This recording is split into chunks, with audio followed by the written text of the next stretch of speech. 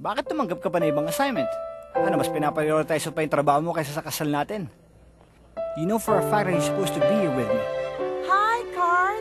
I'm so happy to finally meet you.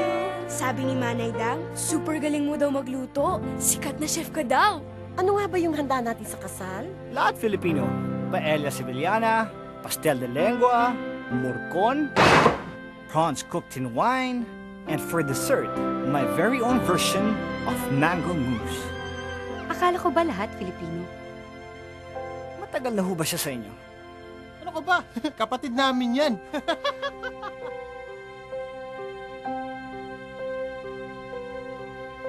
Sa piling mo lang nadarama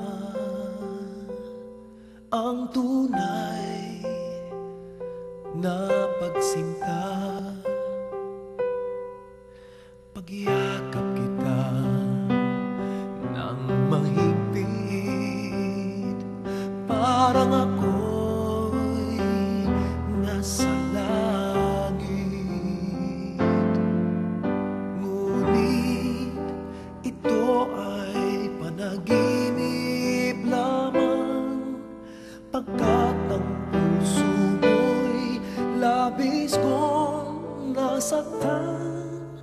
Pakiusap ko, ako ay pakinggan.